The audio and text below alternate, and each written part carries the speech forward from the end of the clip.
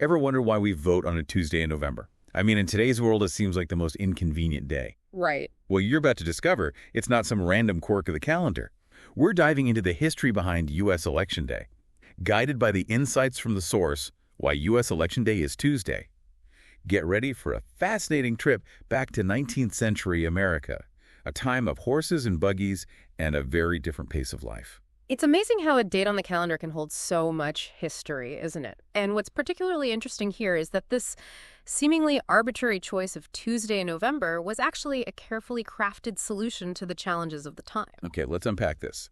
So back then, America was a largely agrarian society, meaning the majority of the population were farmers. And these farmers had a very specific window of opportunity for something as important as voting. Think of it this way. November was the sweet spot. The harvest would be wrapped up by early November, leaving farmers with some breathing room. But winter was lurking right around the corner, and once the snow hit, travel became a real nightmare. Yeah, I can't imagine trying to get to the polls on horseback through a blizzard. So, November provided that crucial window where farmers could participate in the democratic process without jeopardizing their livelihood. Exactly. It's all about accessibility, even back then. But here's where it gets even more intriguing. They didn't just choose any day in November. They specifically landed on Tuesday. Okay, so why Tuesday? I'm all ears. Well, first of all, Sunday was, of course, the Sabbath, a day of rest and religious observance, so they needed a buffer day after that. Monday was often dedicated to getting back to the farm and preparing for the week ahead. So Tuesday emerges as the perfect day, leaving enough time for travel, which, let's not forget, was a huge undertaking back then. We're talking about hours-long journeys by hearse and buggy. Picture this, farmers traversing dusty roads, their wagons loaded with not just their crops, but also the weight of their civic duty. And all of this had to be carefully orchestrated around their other crucial obligation, Market Day. Ah, Market Day. I bet that was the 19th century equivalent of a Black Friday sale, with everyone vying for the best deals. You're not far off.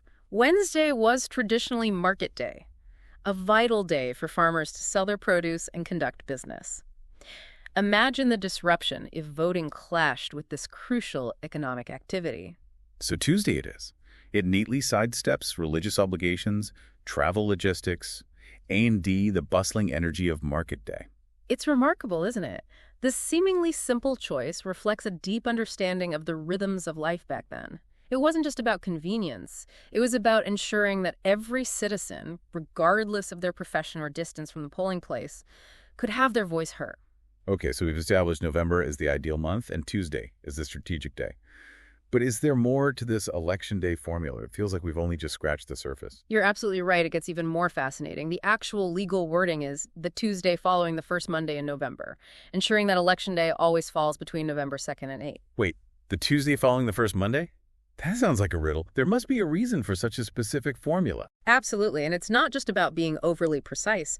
This formula serves multiple purposes, each one offering a glimpse into the brilliant minds that designed our election system. All right, you've got me hooked. Break it down for me. Why all this complexity? Well, for starters, it cleverly avoids conflict with All Saints' Day, a significant religious holiday observed on November 1st. Remember, we're talking about a time when religious considerations held immense weight. Right, so it's Tuesday, but strategically positioned to respect those deeply held beliefs.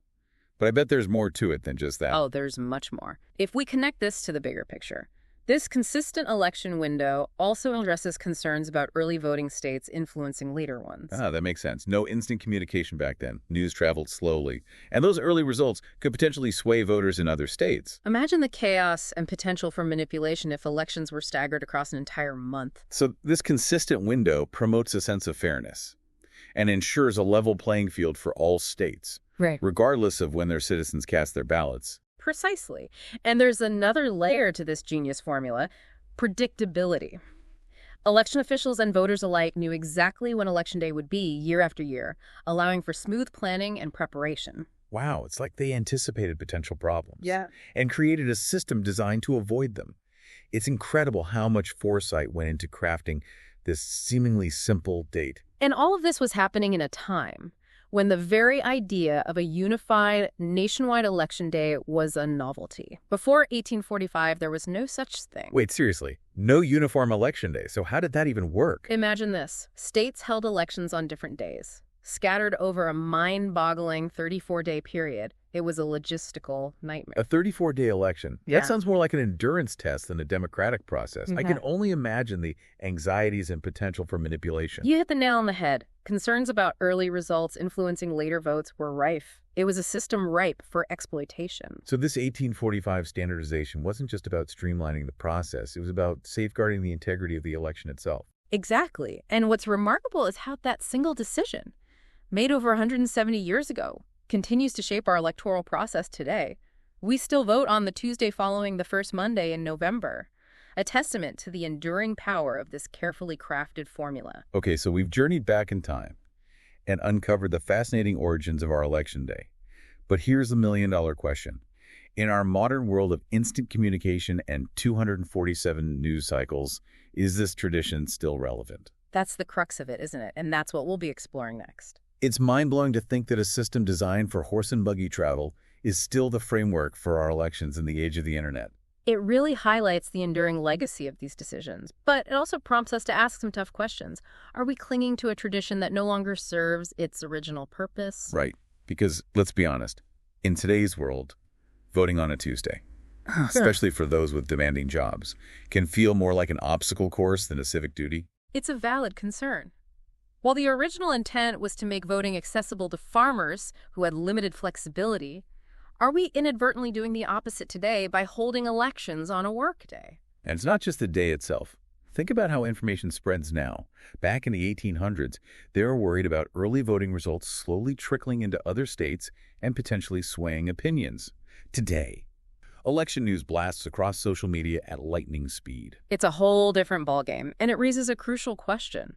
Is this Tuesday tradition actually hindering voter participation, particularly among those who lack flexible work schedules or face other barriers? So what are the alternatives? I mean, we can't just scrap a system that's been in place for centuries, right? Of course not, but we can, and should, have a conversation about how to adapt it for the 21st century. Some argue that making Election Day a national holiday would be a powerful symbol and remove a significant barrier for many voters. Imagine that. A day dedicated to celebrating and engaging in our democracy. It would definitely align with the original intent of making voting as accessible as possible. Exactly, and it wouldn't just be symbolic. It could have a real impact on voter turnout, especially among those who currently struggle to find the time to vote. But what about those who argue that making it a holiday wouldn't magically solve everything?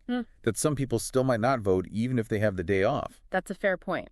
And it leads to other potential solutions, like expanding early voting periods, making it easier to register, or even exploring weekend voting. Weekend voting. That's an interesting idea. It would definitely make it easier for people who work traditional Monday to Friday schedules. There are pros and cons to each approach, of course, but the key is to have these conversations, to analyze the challenges, and explore solutions that uphold the core principles of accessibility and fairness. Because ultimately, Right? the goal is to ensure that every eligible voter has the opportunity to participate in our democracy. And if our current system is creating unnecessary hurdles, then it's our responsibility to reevaluate and adapt.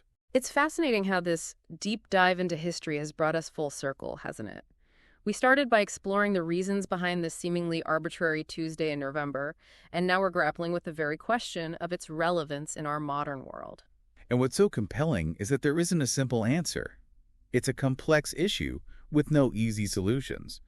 But that's the beauty of it. It forces us to think critically, to weigh different perspectives, and to engage in a meaningful dialogue about how we can shape the future of our elections. Exactly. And you know what? The fact that we're even having this conversation is a testament to the enduring power of democracy. It's a system that allows us to question, to challenge, and to constantly strive for improvement. So as we wrap up this incredible journey through the history of Election Day, let's take a moment to recap the key insights.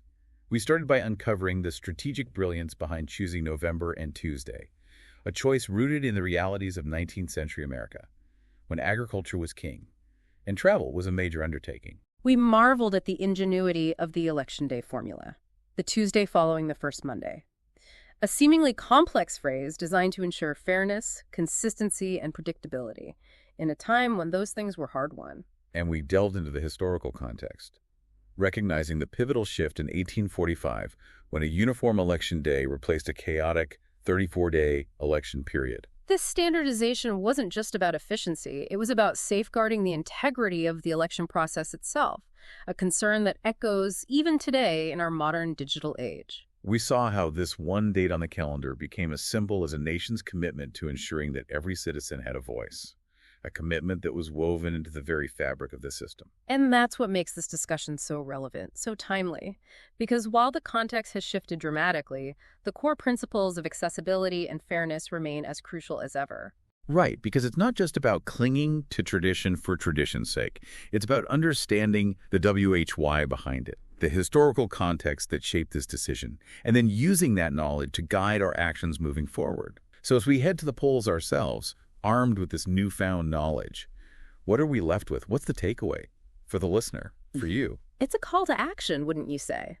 Knowing the historical context, how might we adapt election day practices to best serve the needs of modern voters while upholding those key principles of accessibility and fairness that were so carefully considered back in 1845? It really makes you think, doesn't it? It's not just about complaining about having to vote on a Tuesday.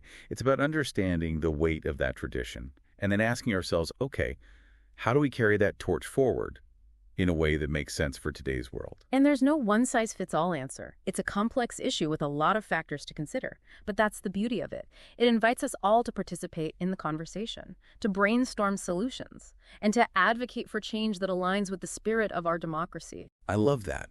It's like we're taking this historical knowledge and using it as a springboard for innovation. What worked for 19th century farmers might not work for 21st century citizens, but the core values, the desire to ensure that everyone has a voice, that's timeless.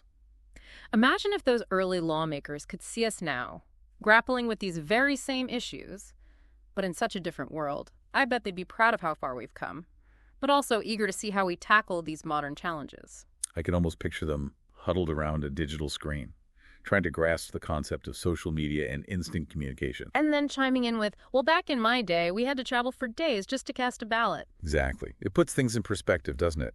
It reminds us that our right to vote, this cornerstone of our democracy, is something that's constantly evolving, adapting to the changing times. So, as you head to the polls this election day, don't just think about the candidates or the issues on the ballot. Take a moment to reflect on the journey we've taken together, the historical forces that shaped this very day. It's a reminder that our democracy is a living, breathing thing, something we inherit from those who came before us, and something we have a responsibility to shape for those who come after. Well said. So go out there, cast your vote, and be part of the ongoing conversation about how we can make our democracy even stronger, more inclusive, and more representative of the diverse voices that make up our nation. What a fantastic note to end on. This has been an incredible deep dive. Thanks for joining us. We'll see you next time for another fascinating exploration